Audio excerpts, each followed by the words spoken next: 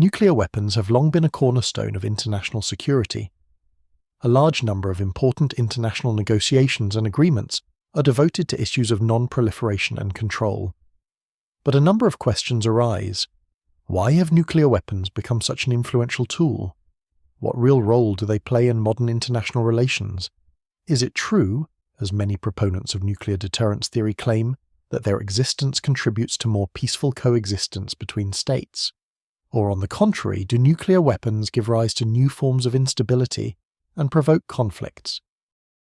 August 1945. Nazi Germany and its European allies have already been defeated. The Western allies have already celebrated Victory Day in Europe, and Moscow has already held its first victory parade. But World War II is not over yet. Fighting continues in Asia. Japan, the last of the Axis countries, is on its last legs, but still holding on. It still controls large territories in China and Southeast Asia. However, Japan has major problems. Due to the defeat of the Japanese fleet in battles with the United States, it is less and less able to provide itself with the necessary resources from the captured Asian territories. The United States is developing a plan to land on the Japanese islands, and Japan is ready to fight. At this point, the so-called Manhattan Project was coming to an end. The United States has developed a radically new type of weapon. Eventually, the Americans decided to use weapons capable of destroying entire cities and tens and hundreds of thousands of people. On August 6th, a bomb was dropped on Hiroshima, and on August 9th, on Nagasaki. There are debates about the reasons why the American command decided to take this step. But for us now, the main thing is that it happened. Soon after the bombings and the rapid advance of the Soviet army in China, Tokyo surrendered. The bombs dropped on Hiroshima, and Nagasaki did not just help end World War II, they ushered in a new era. Nuclear weapons became a symbol of absolute destructive power, and, as it soon became clear, a factor that would determine international politics for decades to come. In the works of international relations scholars, one can find the claim that the basic idea of the grand strategy of both superpowers was deterrence. You can find this term in many works related to security studies.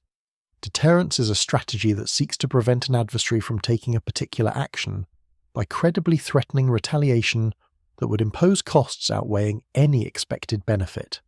Nuclear weapons made victory meaningless. No matter how strong a first strike was, the other side could always hit back with devastating force. This situation gave birth to the concept of mutually assured destruction, or MAD. That means, if both sides knew that any war would end in their own annihilation, then rational leaders would avoid war altogether. So what was the effect of that state of affairs? We have a rich scholarship on nuclear deterrence and MAD effects in political science.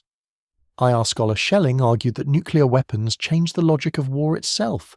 They could prevent war not by being fired, but by making even the idea of victory meaningless.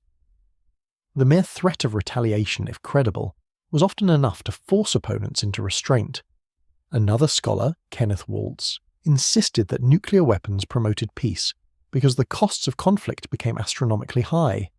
Leaders who might gamble with conventional wars behaved more cautiously when faced with the possibility of nuclear annihilation. One should not be confused. There were escalation moments in US-Soviet relations. However, even in the most dangerous moments, like the Berlin Crisis in 1961 and the Cuban Missile Crisis in 1962, the fear of total destruction pushed Washington and Moscow to compromise rather than escalate further. These cases were covered by Robert Jervis. He described this as rational calculation. Both superpowers understood that escalation meant suicide, so both pulled back from the brink. And Glenn Snyder coined the phrase the balance of terror. Peace was sustained not through trust or goodwill, but through mutual fear. But this balance was always precarious. Snyder himself warned that miscalculations, or even technical failures, could trigger a catastrophe. And history gave us examples. In 1983, the Soviet early warning system reported that several American missiles had been launched. The officer on duty, Stanislav Petrov, ignored the alarms and decided to wait. He was right. It was a false signal, a technical mistake that triggered the system to falsely inform about a nuclear strike.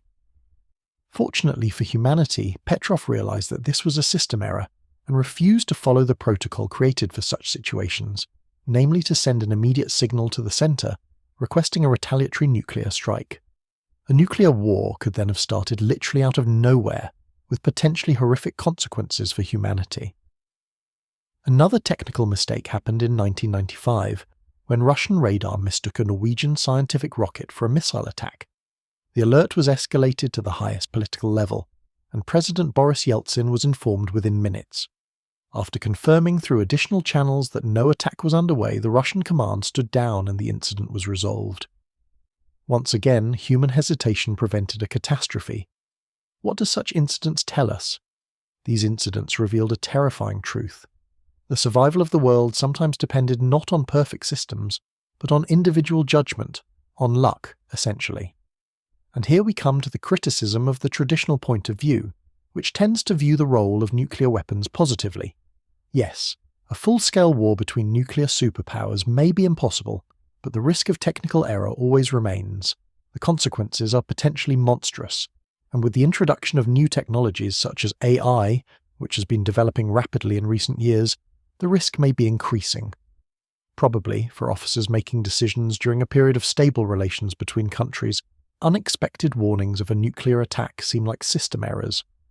But if we imagine that such an incident occurs during a period of tension, prolonged conflict, or even border conflicts, it is unclear what the reaction of decision-makers will be. Some researchers note the negative effects of nuclear weapons. For example, Marianne Hanson argued that nuclear weapons didn't create a safer world at all, but a more fragile one. They added layers of insecurity, arms races, constant suspicion, and the possibility of unauthorized use. So while nuclear weapons arguably kept the Cold War from becoming World War III, they also kept the world on the edge of destruction. Peace, yes, but a peace balanced on a knife's edge. The Cold War logic of deterrence assumed one simple thing, that leaders are rational. If both sides understand the catastrophic consequences of nuclear war, then neither will take the risk. But is that really true? Scott Sagan, in his book The Limits of Safety, 1993, directly challenged this assumption. He argued that nuclear arsenals are not controlled by abstract states, acting with perfect rationality, but by organizations, military bureaucracies, technicians, and political leaders. And organizations are messy. They rely on flawed technology, rigid procedures, and human judgment. For Sagan, mistakes are always possible, and the more countries acquire nuclear weapons, especially new powers with weaker command systems, the higher the chance that accidents or miscalculations will happen. And sometimes, the danger doesn't come from error, but from deliberate unpredictability. During the Vietnam War, Richard Nixon tried what he called the madman strategy. He wanted Moscow and Hanoi to believe that he might be irrational enough to escalate all the way to nuclear use, just to scare them into concessions. Scott Sagan and Jeremy Suri, in their study The Madman Nuclear Alert 2003, showed how this approach blurred the line between deterrence and recklessness. If you convince your opponent you're irrational, what happens when they believe you? The danger is losing control entirely. Roseanne McManus, in her article Revisiting the Madman Theory, 2019, went further, showing that leaders who cultivate an image of madness, or readiness for extreme measures if the desires are not satisfied, these kind of leaders sometimes succeed in extracting concessions. It does not mean that these leaders win in the full sense of this world, but again, to receive concession, to increase their bargaining power. Yes. McManus herself provides cases of Adolf Hitler in the interwar period, Nikita Khrushchev during the Berlin crisis of 1961, and Cuban Missile Crisis of 1962, Saddam Hussein and Muammar Gaddafi. Although this strategy could work somehow in some occasions, it potentially raises the risk of catastrophic miscalculation. If the other side thinks you're truly willing to go all the way, they may strike first, not out of aggression, but out of fear. And this raises another question. Maybe deterrence doesn't only rest on cold rationality. Maybe it also depends on shared norms. So, Nina Tannenweld, in her influential work The Nuclear Taboo, 2007, argued that nuclear deterrence has survived not only because of missiles and warheads, but because of a powerful international consensus that nuclear weapons must not be used. This taboo has acted as a moral barrier, reinforcing restraint even when leaders attempted. During the Korean War, the United States seriously considered the use of nuclear weapons, yet ultimately refrained from doing so. Nina Tannenwald argues that this restraint cannot be explained by deterrence alone, since US adversaries lacked nuclear capabilities, but reflects the emergence of an early nuclear taboo, a growing sense that nuclear use would be politically illegitimate and morally unacceptable.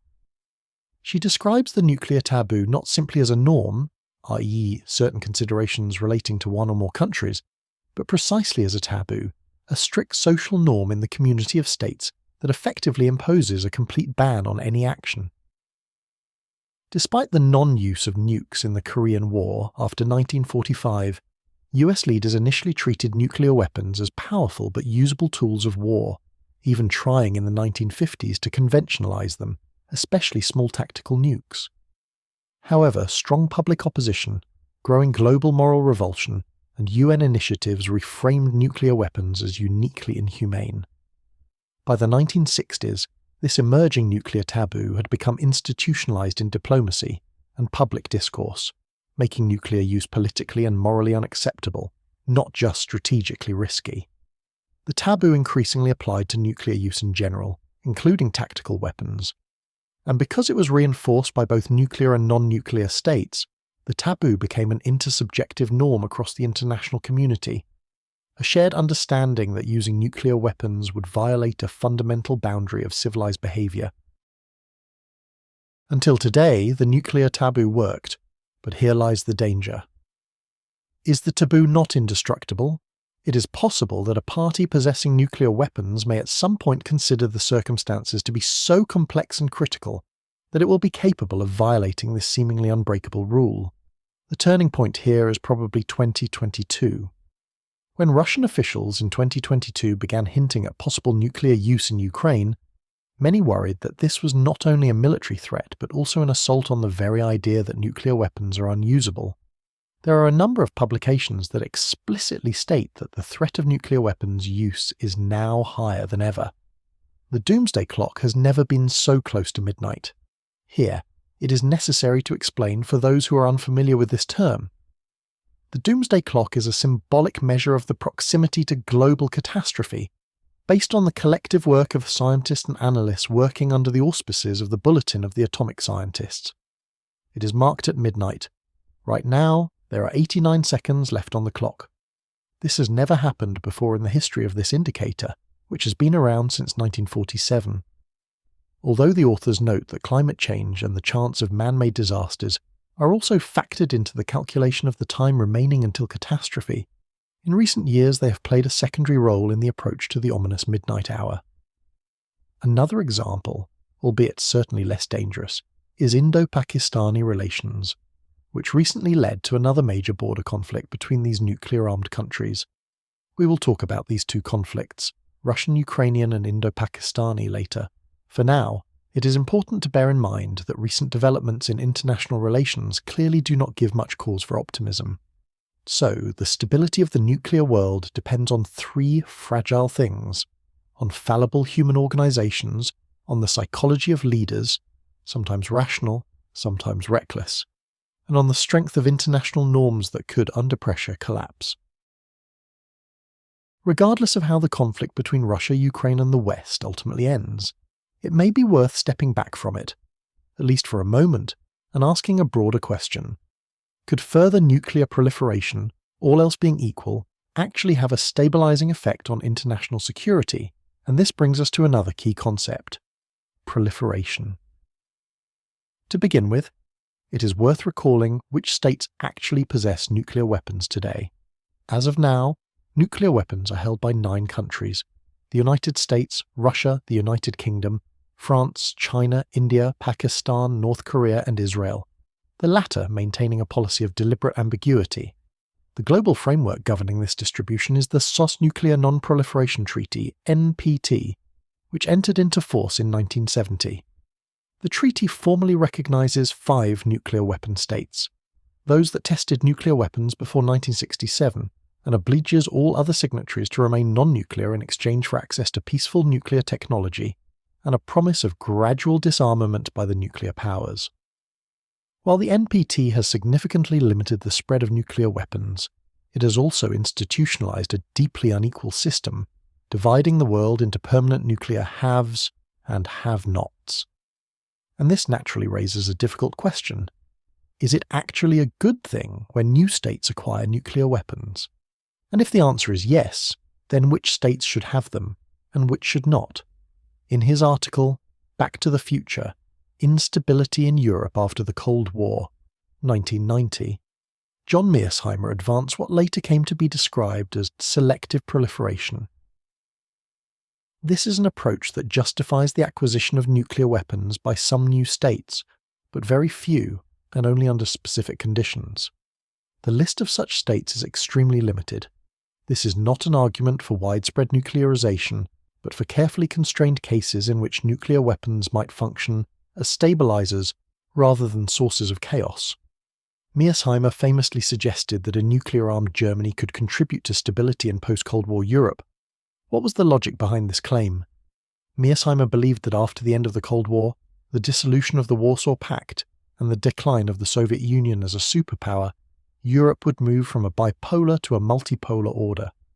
In other words, instead of a relatively stable system dominated by two superpowers, in which European allies had little independent strategic autonomy, the continent would return to a multipolar configuration with several centres of power, a pattern that had been typical of Europe before 1945. In this new system, Mearsheimer expected the great powers to be the Soviet Union, France, the United Kingdom, and a unified Germany. The Europe he anticipated was frankly a bleak one. Small Eastern European states might once again become vulnerable to Soviet expansion. Romania and Hungary could potentially go to war over the status of Transylvanian Hungarians, a large ethnic minority in Romania with historically tense relations with Bucharest. In a fully denuclearized Europe, Mearsheimer feared a resurgence of hypernationalism and expansionism, reminiscent of the period before the First and Second World Wars. The Soviet Union would likely attempt to reassert its influence in countries bordering Germany, while Germany, in turn, would be unwilling to rely on states like Czechoslovakia or Poland for its own security. Under such conditions, Mearsheimer argued nuclear weapons, combined with roughly balanced conventional forces, could play a stabilizing deterrent role among Europe's future great powers. Well, history took a very different turn. As the integration of post-communist states into the European Union and NATO demonstrates, Mearsheimer's fears not only failed to materialize, in many respects the opposite occurred. Europe, or at least the part of it integrated into the EU, became a space of cooperation, open borders, and remarkably low levels of military anxiety toward neighbouring states. And although Mearsheimer did not explicitly use the term selective proliferation in this article, his reasoning represents a textbook illustration of that logic. There is another example Mearsheimer turned to somewhat later, one that's far more widely known and far more relevant today. It concerns the idea of a nuclear Ukraine. After the collapse of the Soviet Union, not only Russia but also Ukraine, Belarus and Kazakhstan found themselves in possession of Soviet nuclear weapons deployed on their territories. At the time, it was far from clear what should be done with them. The Soviet Union had ceased to exist, yet the question of who would inherit its assets, including its military assets, remained unresolved. Following negotiations, it was ultimately decided that all three states would transfer their nuclear weapons to Russia. In Ukraine's case, this was done in exchange for the Budapest Memorandum of 1994, which provided assurances of support for Ukraine's territorial integrity and respect for its borders, including from Russia, in return for denuclearization and the transfer of its nuclear arsenal. Here, Mearsheimer's logic closely resembled his earlier argument about Germany. The collapse of the Soviet Union, he believed, could create a volatile space in which new conflicts might emerge among former Soyuz republics. Given the historical features of Russia's perception of Ukraine, the presence of large ethnic Russian populations in several border regions, especially Crimea, and Russia's overwhelming military power, nuclear weapons in Ukraine could have deterred Russian aggression in the future. As you might expect, after 2022, there was a sharp surge in discussions about whether Ukraine's denuclearization in the 1990s had been a historic mistake. From today's perspective, the Ukrainian case appears particularly significant. The absence of a nuclear deterrent may well have influenced Russia's decisions to intervene militarily in 2014 and again in 2022. In 2014, Moscow was able to exploit the revolution in Kyiv and the temporary weakening of the Ukrainian state apparatus, annex Crimea, and then support separatists in the Donbas. In 2022, by contrast, Russia attempted full subjugation through a large-scale invasion. That said, the picture is more complicated. On the one hand, some analysts rightly point out that although a substantial number of nuclear warheads were located on Ukrainian territory, operational control over Soviet nuclear forces remained in Moscow. In practical terms, had Russia attacked Ukraine in the 1990s, Ukraine would not have had the technical ability to employ those weapons. On the other hand, it is also argued that Ukraine could, over time, have developed its own command and control capabilities. Ukraine did not possess full operational control over the Soviet arsenal, especially over strategic missiles. But in theory it could have built an independent system of control and management, albeit at enormous technical, financial and political cost. And in that case, by 2022, Ukraine might indeed have possessed a fully functional nuclear deterrent. However, the leaders of the 1990s operated with a very different vision of the future. Few seriously believed that a full-scale war between Russia and Ukraine was even conceivable. So yes, it is possible that the war of 2022 might not have occurred under those conditions. In this sense, the Argumentum ad Ukraina suggests that a greater number of nuclear-armed states may, under certain circumstances, help prevent military conflict. The case of the 2014 war in the Donbas, however, is more complex, and we will return to it shortly. There are other examples around the world that advocates of nuclear weapons often point to. One of them is Israel. Although Israel has never officially declared that it possesses nuclear weapons, there is a broad consensus that it maintains an arsenal estimated at between 60 and 90 warheads. Surrounded by hostile states and recurrent existential rhetoric, Israel's nuclear capability came to function as a last resort guarantee of survival. From the very early years of the state's existence, Israeli leadership seriously contemplated the need for a weapon of last resort, in case Arab coalitions were ever able to field a conventionally superior military force. And there were real reasons for concern. Arab states and leaders of Arab political movements in Palestine did not recognize Israel's right to exist and rejected the UN partition plan for Palestine outright. Israeli elites, most notably the country's first Prime Minister, David Ben-Gurion, were acutely aware that defeat could mean the disappearance of the Jewish state from its historic homeland for a second time. Israel's nuclear weapons program appears to have begun in the late 1950s following the construction of a secret nuclear reactor with French assistance. Israel fought several major wars with its Arab neighbours: the 1948 to 1949 War of Independence, the Six-Day War of 1967, often described as preemptive, and the Yom Kippur War of 1973. In addition, Israel, together with Britain and France, intervened militarily in Egypt during the 1956 Suez Crisis. By the late 1960s, Israel is widely believed to have acquired its first nuclear warheads. Israel has also never joined the Nuclear Non-Proliferation Treaty and remains one of the very few countries outside the NPT framework. It has neither confirmed nor denied the existence of its nuclear arsenal. In short, for analysts there is little doubt that Israel possesses nuclear weapons ready for use, while remaining the only nuclear-armed state that does not publicly acknowledge this fact. It is difficult to precisely assess the role nuclear weapons have played in Israel's survival and in the absence of a large-scale military aggression against it since the 1970s. However, the fact that no full-scale interstate war has been fought against Israel since 1973 may suggest that nuclear capability has contributed to long-term strategic restraint in the Middle East, and, in that limited sense, to stability. But let us continue our journey through the Middle East. In recent months, amid the escalation between Iran and Israel, there has been renewed attention to Iran's nuclear program. In this context, it is worth recalling an article by Kenneth Waltz, written back in 2012. In Why Iran Should Get the Bomb, 2012, Waltz argued that an Iranian nuclear arsenal would promote stability by deterring American or Israeli strikes.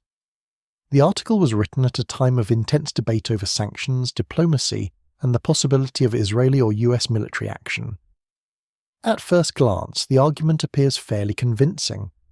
If you're willing to threaten military intervention, and even occasionally risk carrying it out, against a regional power that remains conventionally armed, then once that potential target acquires nuclear weapons, your willingness to escalate is likely to diminish considerably.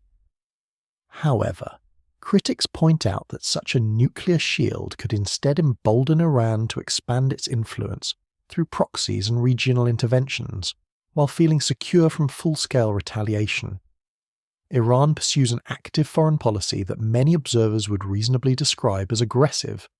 Support for the Yemeni Houthis, the deployment of IRGC and allied forces in Iraq and Syria, and military and financial backing for Hamas and Hezbollah all suggest, first, that Iran has little intention of abandoning proxy confrontations with Israel, and second, that it has no plans to restrain its broader geostrategic ambitions in the region.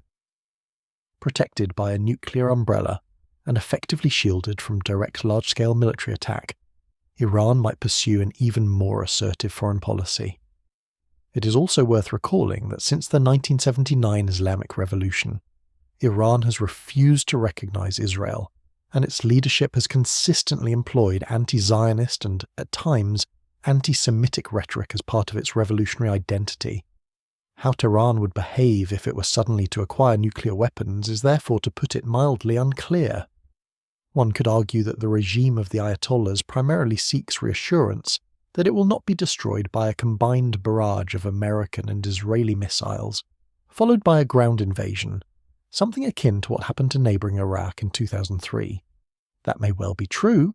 However, Iran's existing pattern of regional interventions suggests that nuclear protection might not moderate its foreign policy, but instead grant it greater freedom to pursue such actions with a reduced fear of major retaliation. Thus, contrary to the hopes of some strategists, an Iranian nuclear arsenal would more likely undermine regional stability, increasing both the frequency and intensity of military conflicts in the Middle East.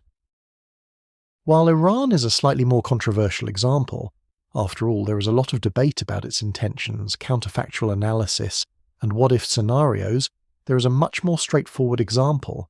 Its name is North Korea. Pyongyang's nuclear arsenal functions not only as a guarantee of regime survival, but also as a shield for provocative behaviour. Since its first nuclear test in 2006, North Korea has steadily advanced its capabilities, conducting additional tests in 2009, 2013, twice in 2016, and again in 2017, alongside the development of increasingly sophisticated ballistic missiles. Under this nuclear umbrella, North Korea has repeatedly engaged in actions that would otherwise carry a high risk of retaliation. On March 26, 2010, a South Korea's official investigation concluded a North Korean submarine torpedoed the South Korean naval vessel Cheonan, killing 46 sailors. Later that same year, on November 23, 2010, North Korean artillery shelled Yeonpyeong Island, killing 4 people and wounding many others. These were direct acts of aggression, yet South Korea and its allies responded with restraint, mindful of the risks of escalation against a nuclear-armed state. Beyond conventional provocations, Pyongyang also engages in missile diplomacy. It has launched numerous short and medium-range missiles over the past 2 decades, some flying directly over Japanese territory, for example in August and September 2017, when 2 intermediate-range missiles passed over Hokkaido. Each launch demonstrated both technological progress and political defiance, yet international responses were limited to sanctions and diplomatic condemnation. North Korea has also expanded its activities into cyberspace.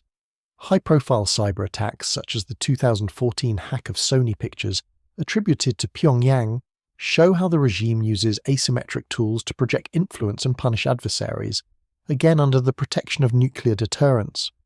Taken together, these cases illustrate how nuclear weapons create a shield behind which North Korea can pursue risky and aggressive policies. the existence of a credible deterrent reduces the likelihood of large-scale retaliation, leaving space for lower-level provocations that destabilize the region but stop short of triggering a major war. Again, possession of nuclear weapons creates more instability than stability. How Kim's North is going to behave in the future, nobody knows, but he can definitely use his nuclear arsenal as a leverage against the South. Next to North Korea, there is another nuclear-armed power, which is however way more powerful, China. One could say that it demonstrates in a way similar, though more subtle logic. While its nuclear posture has historically been described as restrained, China's arsenal nonetheless provides a strategic backdrop for its salami-slicing tactics. This approach involves taking incremental steps in disputed territories that individually may not justify a major response, but cumulatively change the balance of power. Gradually, China is taking control over islands which status is disputed with the countries which also have access to the South China Sea, like Taiwan, although its status is complicated, the Philippines, Vietnam. So, the Chinese tactics has involved stepped-up patrols by the Coast Guard and maritime militia, repeated harassment of other claimants' vessels. These measures serve three functions: to assert sovereignty claims linked to China's 9-dash line, to create de facto control over fisheries and hydrocarbon prospecting, and to raise the political and military costs for outside states or third-party interveners.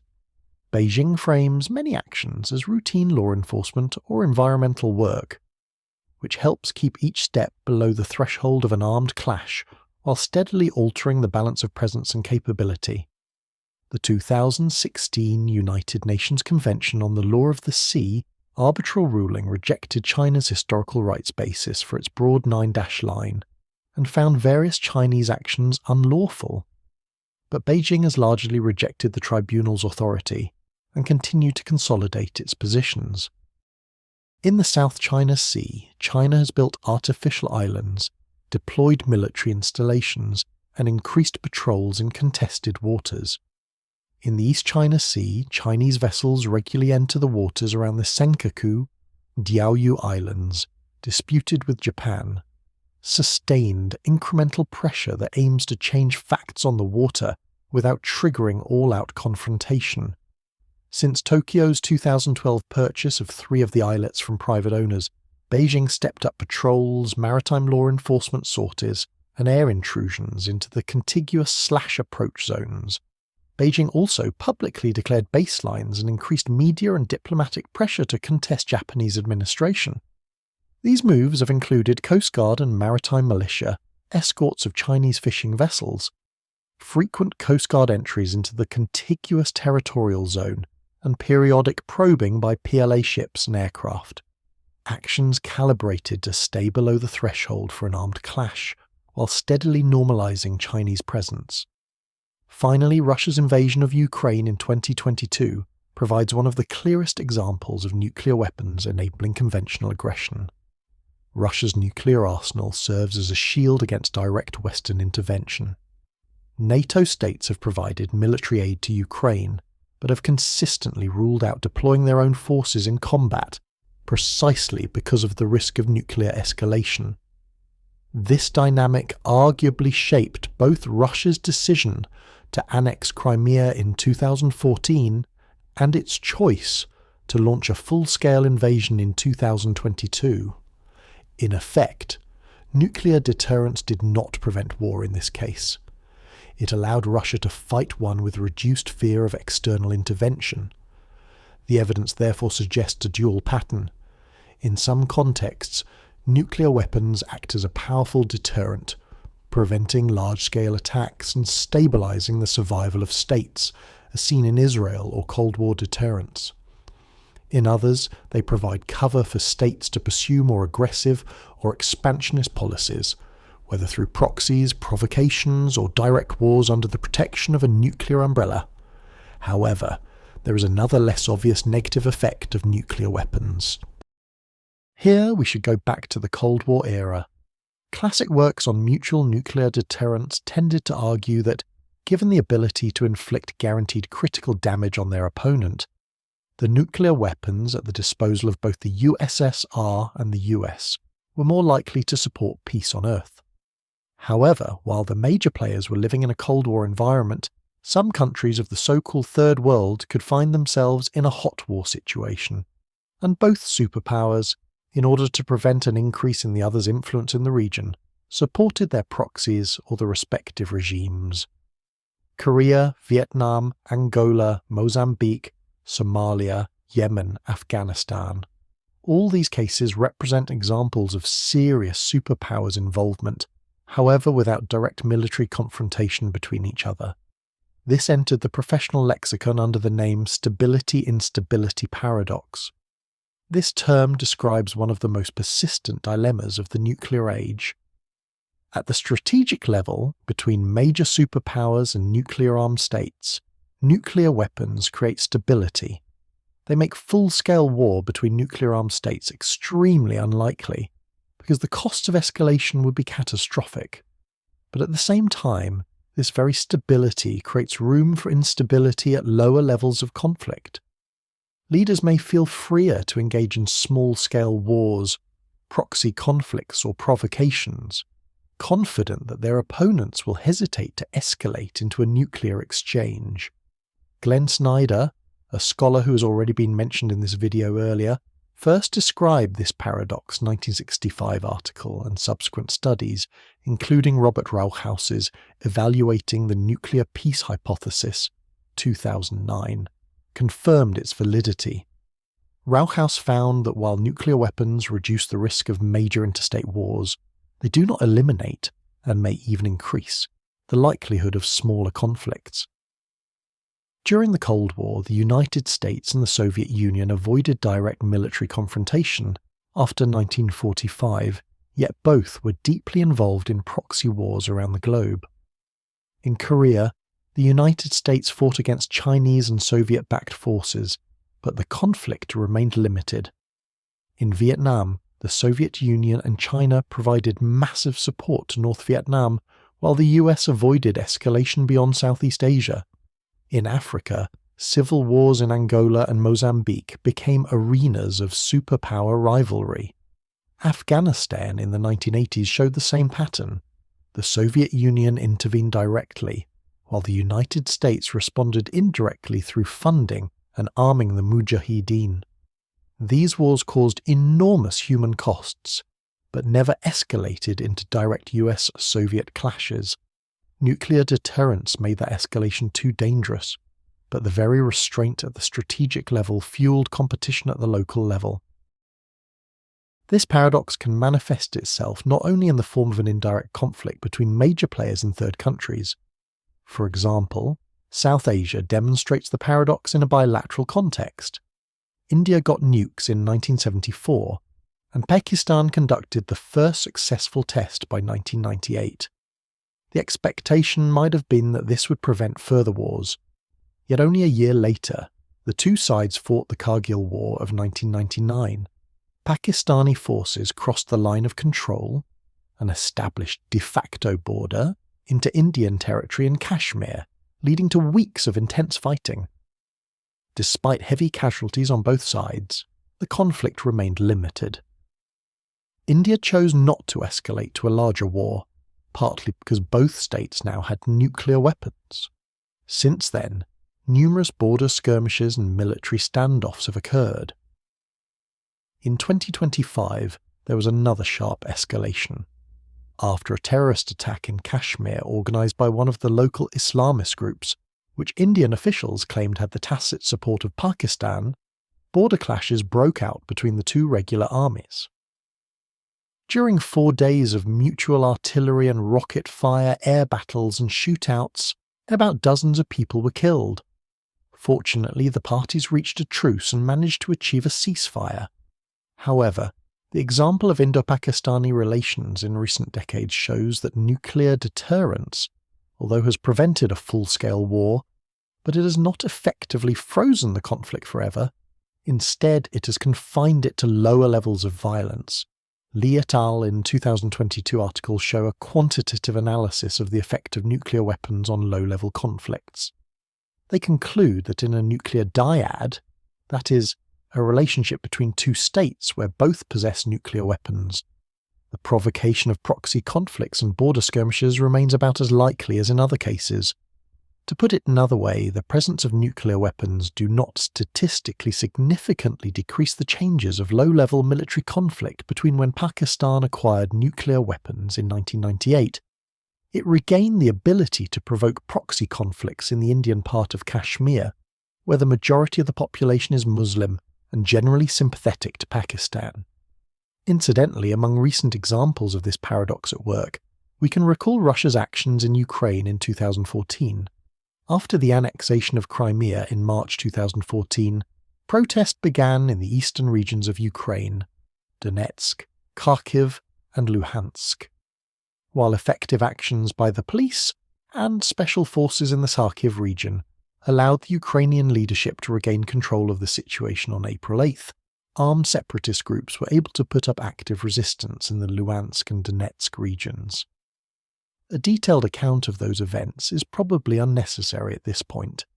Suffice it to say that the war began in mid-April 2014 with the invasion of a group from Russia under the command of Igor Strelkov and their capture of the cities of Sloviansk and Kramatorsk. At the same time, other combat-ready separatist groups appeared, while the central Ukrainian government attempted to achieve victory on the battlefield and the Kremlin provided diplomatic support to the separatists. By August 2014, the situation was developing in favour of the Ukrainian army. It seemed that the collapse of the People's Republics was inevitable. Then regular units of the Russian army intervened, inflicting a series of major defeats on Kiev's forces in August 2014. Why are these details important? The ability to send regular units of its army to achieve its political goals and be confident that there would be no decisive and full-scale military response from either Ukraine or its Western allies was precisely because Russia possesses the largest nuclear arsenal. The ability to send regular units of its army to achieve its political goals and be confident that there would be no decisive and full-scale military response from either Ukraine or its Western allies was precisely because Russia possesses the largest nuclear arsenal in the world. Moscow had the opportunity to take aggressive action and escalate the conflict without fear of military retaliation. Russia's nuclear arsenal likely reduced the perceived risk of direct Western military intervention, widening the room for conventional escalation. The lesson of the stability-instability paradox is clear. Nuclear weapons reduce the likelihood of catastrophic global wars, but they do not necessarily create peace. They often push conflicts into indirect, limited, or proxy forms. Stability at the top of the system comes at the price of persistent instability below. All sources and further readings are in the description if you want to explore this topic in more detail. And if you'd like to support the project, you can do so via Patreon or Buy Me a Coffee. Links are in the description and pinned comment. Thank you for watching.